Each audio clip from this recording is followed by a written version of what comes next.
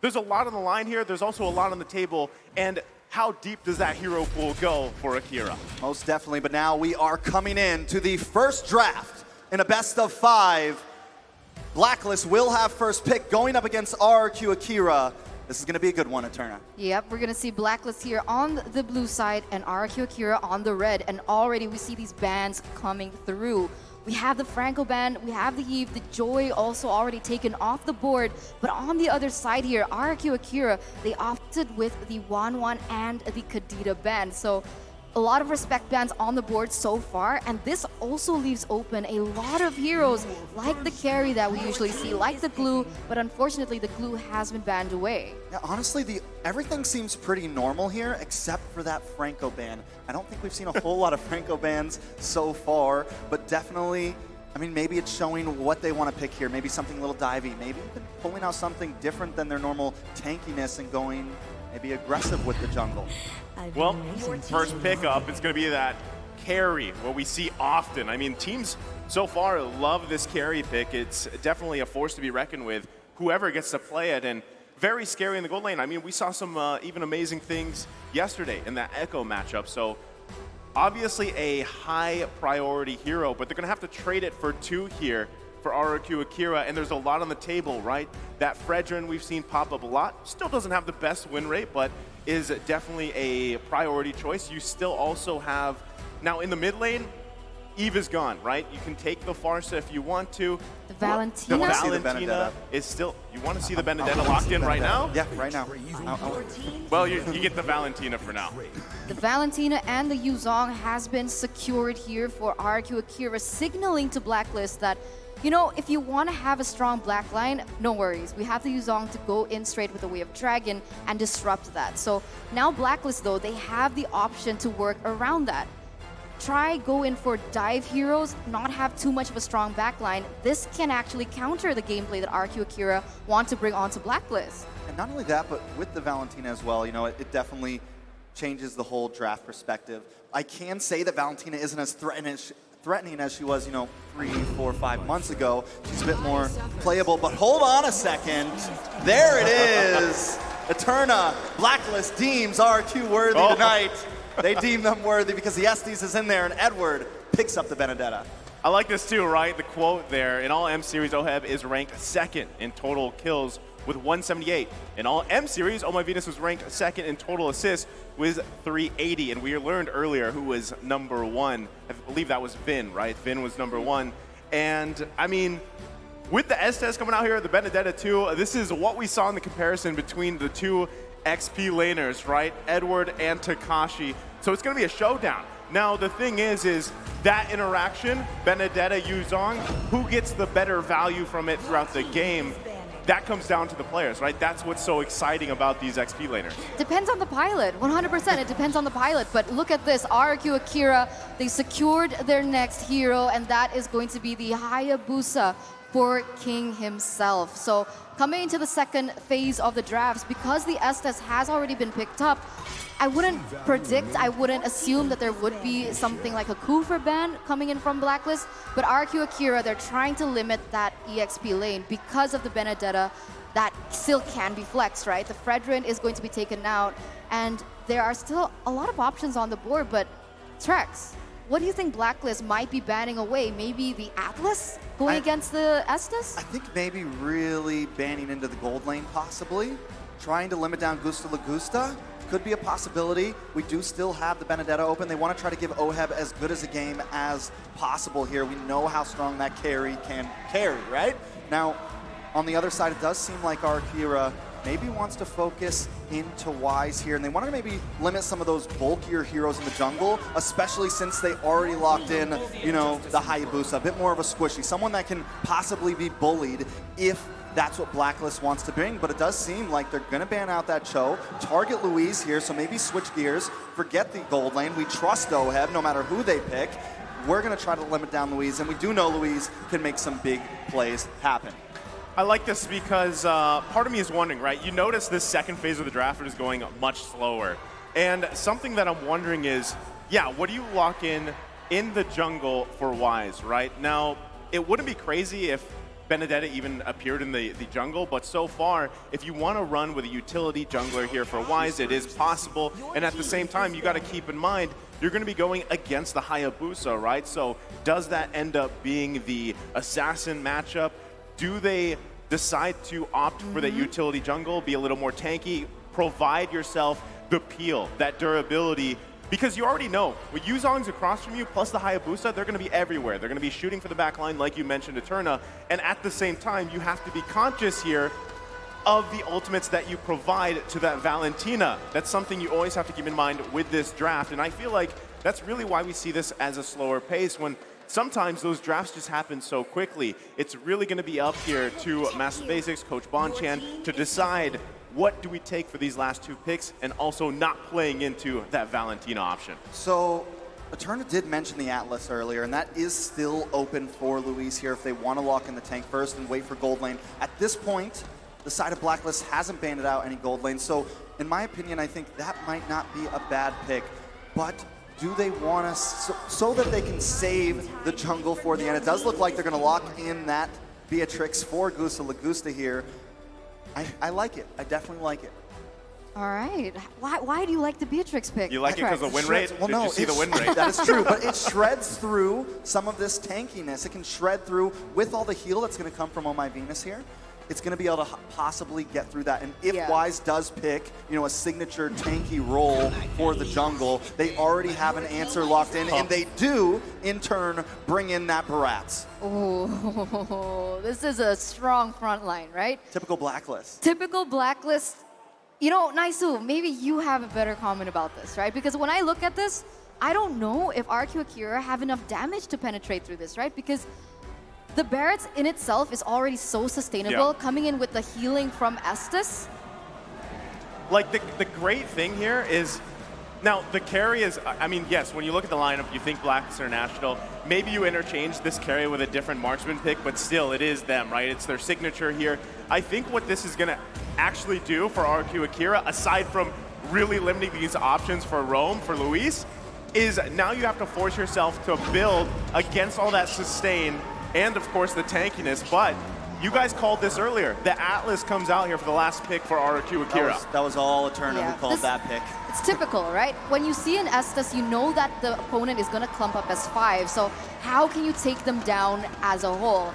The thing that Blacklist did was take out Lolita, which makes sense, right? Because Luis loves the Lolita. He hasn't picked up the Atlas before, so they're playing into that. But now RRQ Akira, they're taking a risk here. They're picking up the Atlas, and every time I see an Atlas pop up on screen, I feel the hype, and I'm so excited to see how exactly they can actually pull this off.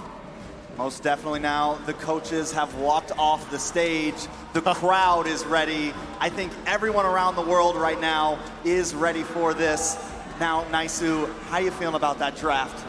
I like it, man. And I mean, we're going to be jumping right in here to game number 1 between Blacklist International and RRQ Akira. Who's going to make first blood? It's up to both of these teams for a strong start. I mean, first up, look at how many purifies that Blacklist has, right? That's got to be 3. We'll see it in just a moment, but this shows that Blacklist, they are going to respect the potential that RRQ Akira has with the Atlas last pick coming through. We have the Purify on Haji, on Oh My Venus, as well as Oheb. So it's not going to be as easy for RRQ Akira now, as they are going to have to calculate on all these spells and their timers. Oh, right now, already the focus on the top side. It's first blood for Haji under a minute in.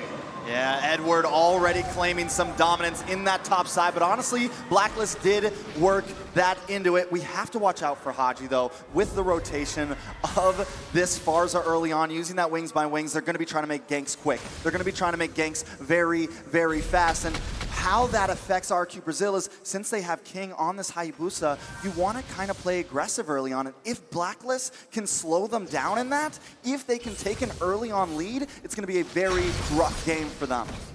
It's going to be tough. I completely agree with you here. You can already feel the pressure that has been built by Blacklist here even earlier on. And whenever Blacklist wants to go in, since RRQ Brazil, they're a little bit more reliant on that level 4, the rotation doesn't seem to be as fast, and therefore they're drawing into the tempo that Blacklist initially wants. And here you go, Haji, once again into the top side. Yeah, he was up there. Takashi looks like he got a couple shots, and he's going to go ahead and recall for now. But you can see, right, how much focus and pressure is being put up in that XP lane. You want to go ahead and give that advantage to Edward the earliest that you can, which has already been done, despite him having that assist there. And yes, Haji grabbing that first blood. Mystery Shop, going to be able to build those burst items that he needs, probably that Clock of Destiny here, and scale. But it looks like RRQ setting their eyes on Oheb here on the bottom side. Shadow Kill going to come out. Turtle is secured though. Still looking for the kill. The Flicker committed.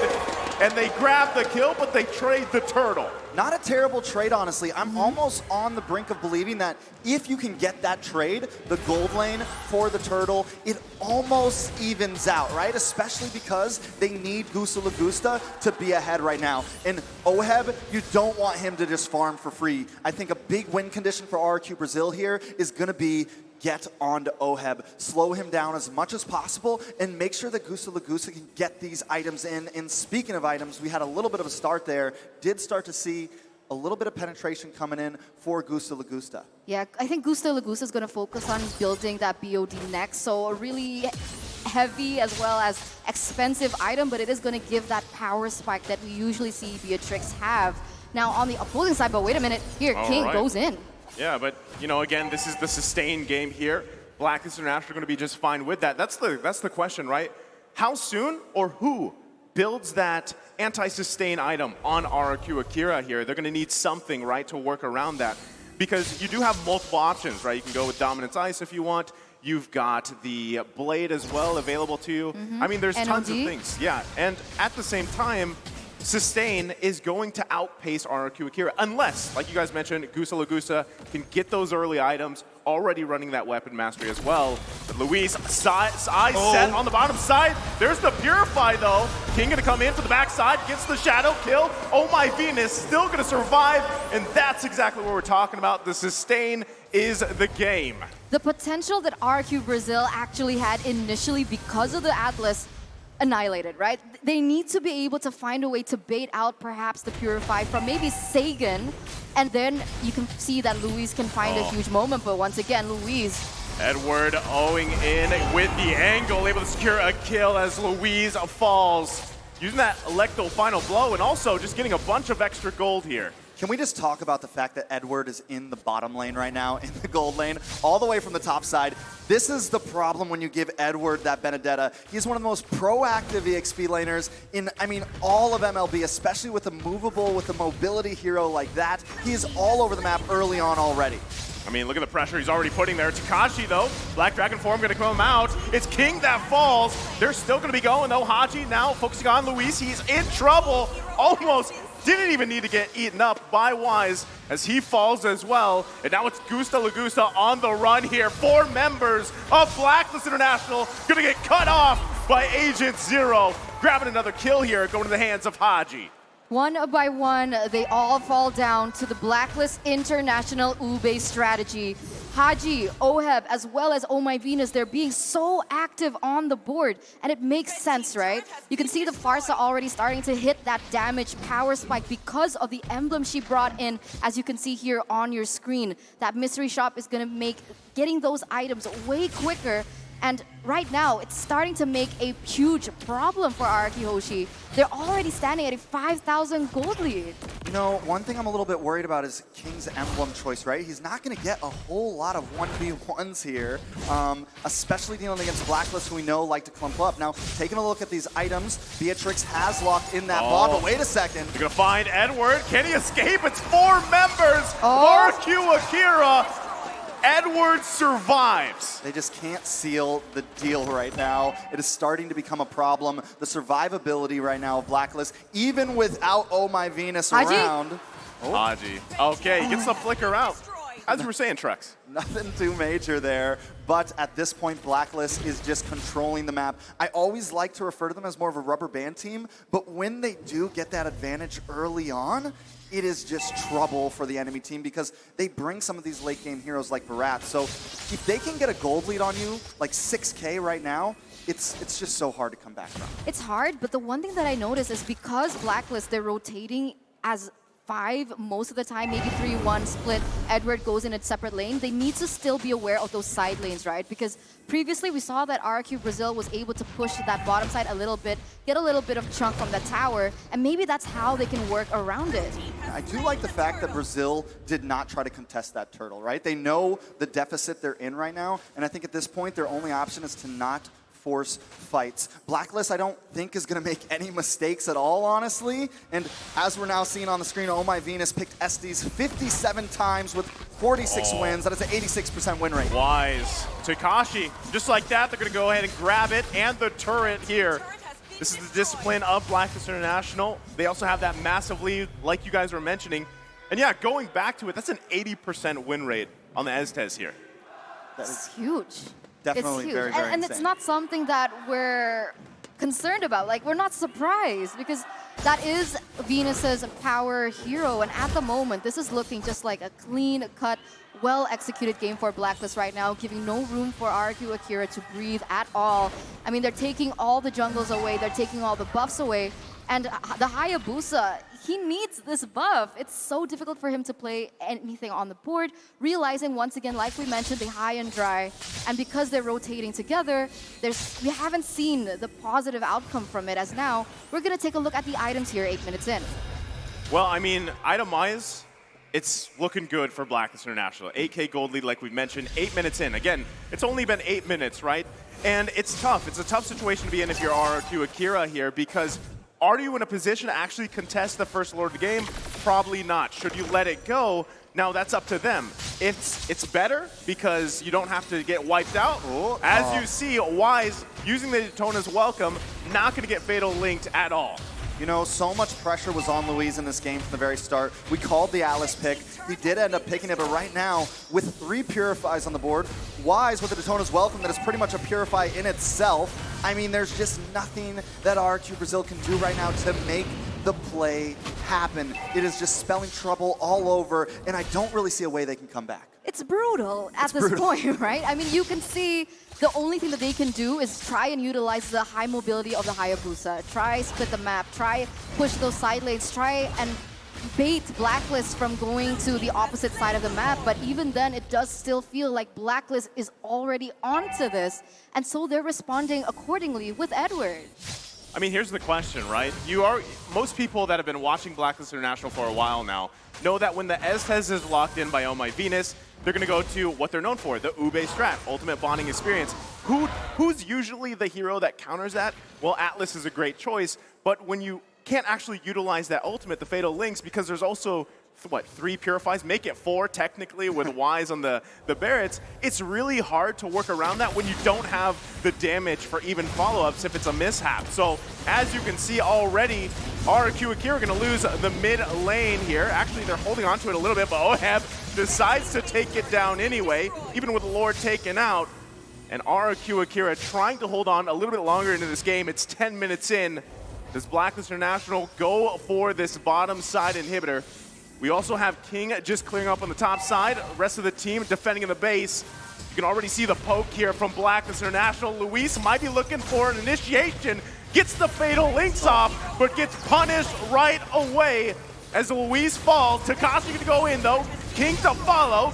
Gusta Lagusta getting the shutdown. Masaikan has to flicker out. Gets taken out with a double from Oheb. And this could very well be it for game number 1. As the minions push into the mid side of Blacklist International, looking to end it before the 11-minute mark. Can RRQ Akira hold on? And it looks like they do for a little bit longer.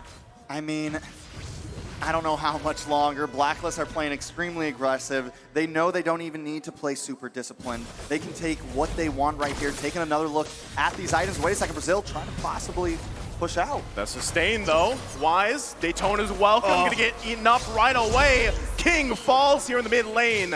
Another punish.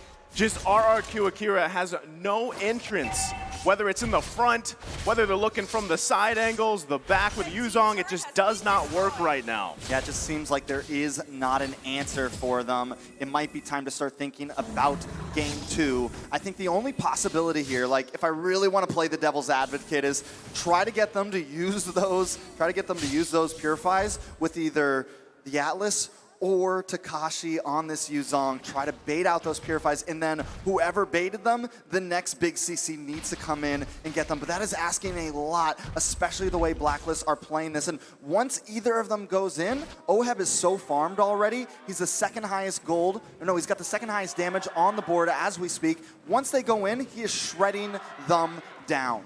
It's hard. It's difficult. I completely agree with you. I would try and bait with Sagan on the Valentina, perhaps with a big play, but even then, it's not possible. They can't look for pickoffs either, and every time King looks for a split push, you see him being taken off the board and giving Blacklist a bigger lead than they already have. And up until this point here, Luis goes for something here. Oh. Let's see what they can do. But another Purify. there you go, Purify. Right, that seems to always be the answer. Hachi gonna get to half health, healed up right away. Saigon though going in, not gonna be able to get anything as he falls. Hachi to grab the kill. Lord here, 1/4 health. Who's gonna be able to grab it? It's OHEB with the killing spree. King goes in, can't out Retry Wise. Trying to run away from his life, goes back. Oh no! He goes back and gets taken out. 3 fall for RRQ Akira. The way they were waiting at the shadows. He tries to go back. He sees them all there. He's like, nope, I'm back. And then he's right back at the rest of the team. There was no escape for King there. This could be the end for Blacklist. It's not looking good whatsoever, as once again, Blacklist going to be pushing this mid lane. Well, they're going in. Luis, one more effort here. Wise going to eat him up. Lord still being worked on. The Crystal half health. They might just lock it in. Edward finally goes down, though. RRQ Akira still holding on. Feathered Airstrike going to come out, too, but they're pushing it in. A couple hits away, and it's Blacklist International taking first blood.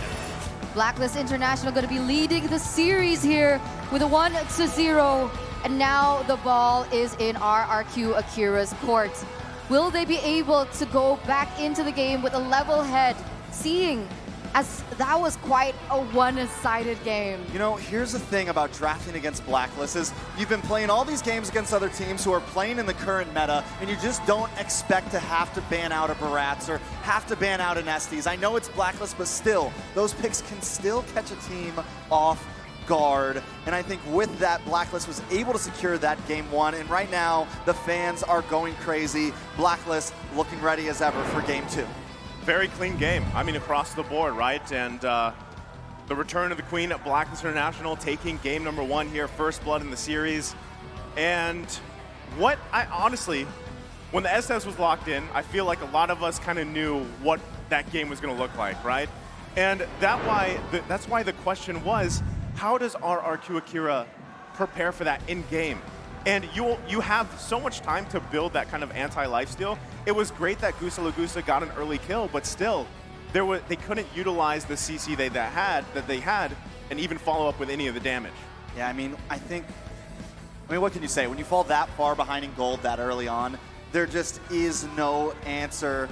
And the battle was definitely legendary, but just to let you know, M4 Battle Night goes live this January 21st. Expect loads of events and rewards up for grabs in-game. First off, complete battle tasks in the game on January 21st to get a skin choice chest. You can choose the skin you like most from the chest.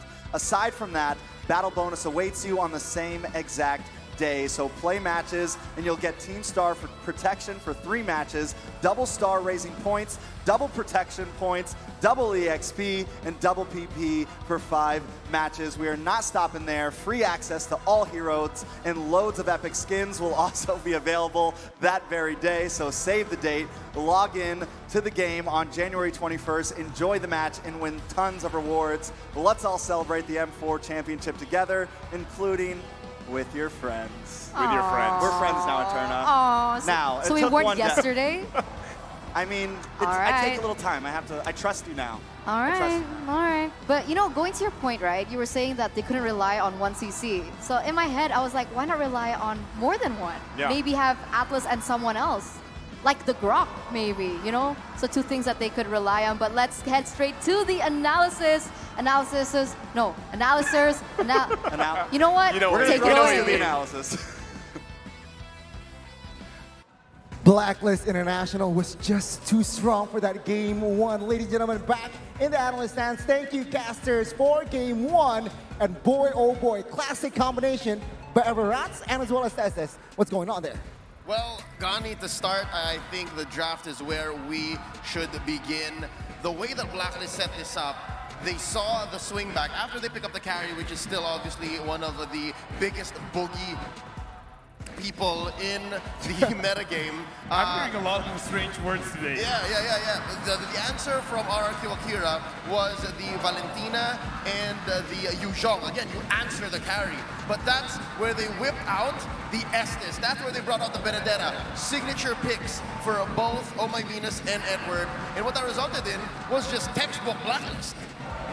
I mean, on that note, let's see the item builds as well. I mean, Lafal, game one is just textbook Blacklist. What stands out to you? Okay, here's the thing. I want to talk about the draft as well, because the way that I analyze the game is I look at the draft and then I look at the gameplay. If the draft is not serviceable, then it's not even worth looking at the Exactly. gameplay. Because RRQ Akira, the way that they draft is a little bit too honest. They're really showing what they want to do in terms of the first phase of the draft, because they saw the carry and they're like, okay, we got to counter this with the Hayabusa. And here's the thing. Look at the draft from Blacklist. Every single hero that they pick right after RRQ Akira's finished their first phase of the draft, it really counters everything else, because you got a lot of bursts on the Hayabusa, but going up against an Estes just by itself is already like almost impossible. And having the Atlas, come on, Blacklist can just pick up the S tier spell, which is the Purify. So right now, RRQ Akira, they're kind of like showing their hands a little bit too easy. It's so easy to counter what they want to do. Yeah, in essence, what RRQ Akira did was pick up permanent answers to temporary problems. There's so many ways you can adjust to a lineup, especially if you're playing your game. But here what they did was, all right, here's the obvious answer. Let's pick that up. And I think Coach Cabral can do much better in game two to adjust to that. Let's talk about the numbers now. I mean, you're right. I mean, composition-wise, drafts-wise, Blacklist has the advantage, and they're all technically in their signature hero as well. But take a look at the damage turret, neutral objectives, all towards the Filipinos. Wow. Okay, here's the thing. If you look at the damage to the turrets, 855 only for RRQ Akira. This shows that they were losing the lane hard. No one was able to actually touch the turrets, so they weren't able to get the extra gold from the shielding, as well as they just couldn't get gold in general. And if we look at the highlights a little bit later, it proves that RRQ Akira, they're beaten by every single lane, because even though Sagan has 67% teamfight participation, I didn't really see too much of him. Yeah, and then the reason why is because, again, Blacklist drafted the lineup wherein Saigon can only really have one ult. He's only really happy to get that Feathered Airstrike. Anything else he gets is worse than a consolation prize. It feels like, oh, we're going to play around that IMU. I feel like we're going to have a bad entry. And then Blacklist just capitalizes, and that's the whole story of the whole match so far. I mean, game one was a stomp. Brazil, RRQ Akira could not have found the answer composition-wise, and that Purify, 3 Purifies was just a little bit too much for Akira to handle. Atlas was irrelevant in that game. I'd say a little too much is the exact word, because they could have afforded 2, Yeah, right? honestly. Yeah. No, here's the thing, right? Imagine you're a carry, Atlas comes in, you just Purify, and carries a tank killer. So Atlas, while moving up in the air, it's still sustained to the damage. So carry just like, okay, you come to me, I Purify, I dash back, just with 1 dash, you're half HP, and then that's it, that's GG. So Atlas isn't really the right counter for a hero like Carrie, because Carrie kind of wants to be dove on because she has very low range. So you come to me, I'm gonna Purify you, and I'm gonna deal way more damage than what you can afford to go to me. Yep, so more on the whole draft dynamic, and I think that's where this all fell apart for RRQ Akira. You can't go to war without being armed for war. It was so odd for me, honestly, to see first half try to answer what Blacklist was doing. And then the second half, here's where we tried to defend that Atlas pick. they played their game. I had a conversation with Luis and Tekash, and they're playing heroes that they're comfortable with, right? Yu Zhong on Astro Thunder, the Brazilian Heartbreaker playing something like an Atlas. This is good. These are good heroes. No, I mean, like, it makes sense because as an Atlas, you want to fight against a team that wants to clump up together. When you have the Estes, they will clump up together. But again, Purify is just a little bit too much. They have to find a different way to fight against an Estes, to fight against Blacklist International grouping up. I mean, personally, right, without even the Purifies, Valentina's not a hero that can just instantly burst if you catch 3, if you catch 2. Whereas, if you pick up Lilia, perhaps a Gagura, you can just insta-resist. But I'm not recommending, I'm just like reading the compositions. But let's talk about MVP here. Who do y'all got? It is gonna be Oh My Venus on the signature Estes. Oh, of course, once the Queen picks up that signature pick, this is like Kenny Omega doing the Fallen Angel. John Cena with the attitude adjustment. It's Estes on Oh My Venus. I mean, come on, like 80% win rate. It's not ranked win rate. It's not classic win rate. It's tournament. Tournament. Professional play win rate. Professional World play Championship. did not die. I think only Oheb died just now. I already can't remember Oheb, it. I think Haji won. G1s, yeah. Either way, the Queen does not die. 1013. Take a look at the build as well. It's just standard but hybrid. Enchanted Talisman for spam skills, Oracle, Dreadnought Armor, and Purify to just add more defense on that Atlas. Given that Blacklist drafted a lineup that has, again, all of the history, signature, their back-to-back championships were won off of these heroes, the Estes and Oh My Venus was just the icing on the cake. The fact that they got their hands on such a hero that makes sure that the Hayabusa doesn't do its job, that the Valentina is going to have an awkward way. Again, didn't even move much. Look. Honestly, I'm agreeing with you. The Estes almost feels like an overkill. Yeah. It really does Like feel a triple purify. Yeah, again, okay, so let's look at the heat map for a while. And yes, I kind of feel like Oh My Venus in this game is more proactive, more than just seeing what's happening on the heat map. Because there was a part where the gold lane, Oheb was having just a small amount of trouble. Yeah.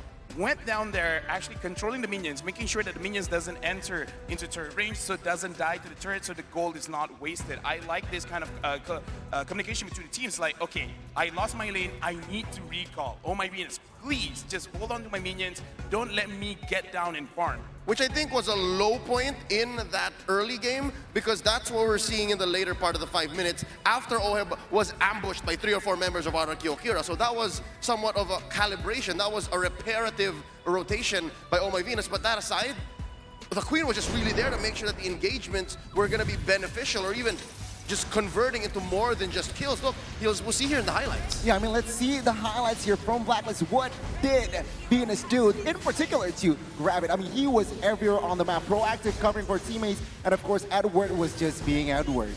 Honestly, I just kind of feel like in this highlight, you just got to see how RRQ Akira, they kind of tried, but look at how it's been denied time and time again, because the Hayabusa as an assassin, you kind of want to do very, very well in the early stages of the game, but you can't do well going up against a Boras jungle as well as an Estes roaming around. And looking at how RRQ Akira is moving in the map, I kind of feel like going inside the game, they weren't 100% sure what they were supposed to do. Like early stages, okay, we're going to do this, but then mid is like, okay, do we roam? Do we farm? Exactly. What do we have to do? Exactly, and that's where the draft comes into play, right? When you pick your heroes for the first phase, you have to be ready to make up for what's lacking and then have a game plan for when you do hit that power spike. It's so difficult to be RRQ Akira here, because I was watching that engagement near that lower half of the map near the river. Gusta Lagusta was dealing close to 0 damage. Oh, yeah. I mean, it was just a clean game for Blacklist. Now the question stands, what will Akira do in Game 2? Perhaps you got any insights, because Game 1 was a textbook win, personally for me.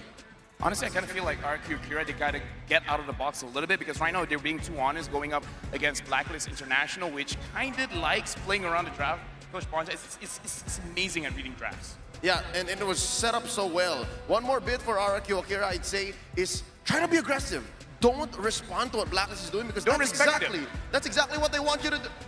Don't respect them. But just do your thing, all right? Focus on yourself is going to be the piece of advice from Leo and Lafel and Gani. On that note, casters, we are ready for Game 2. Are you guys ready for Blacklist and as well as Akira? Because I can't wait. Throw it back to you, casters. Eterna, Trex, and Isu, take it away. Thank you guys so much. You guys did a wonderful job, and Blacklist is also doing a wonderful job. You know, sometimes I wonder, guys, if the players use the